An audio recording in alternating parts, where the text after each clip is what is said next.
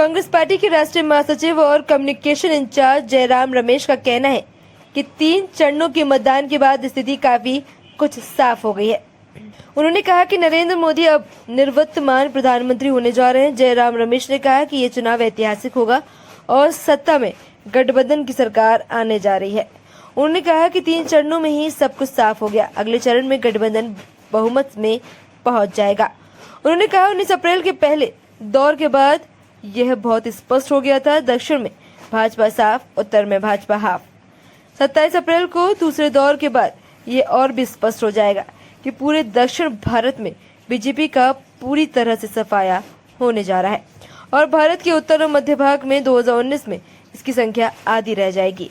इसलिए मैं कहूंगा कि 3 राउंड के अंत में हमने 2004 में जो देखा था 2024 में दोहराने जा रहे हैं। कांग्रेस और उसके सहयोगियों इंडिया अलायंस को स्पष्ट और ठोस बहुमत मिलने जा रहा है। ये एक निवर्तमान प्रधानमंत्री हैं।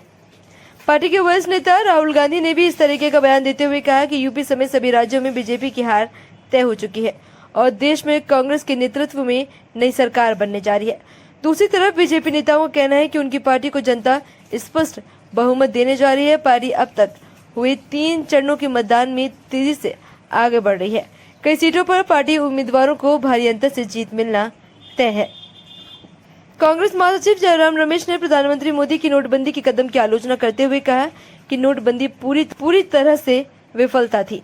जयराम रमेश ने सवाल किया कि सरकार के काले धन पर अंकुश लगाने के दावों के बावजूद ईडी और सीबीआई कथित तौर पर कांग्रेस पार्टी को काला धन देने वाले उद्योगपतियों के खिलाफ कार्रवाई क्यों नहीं कर रहे हैं।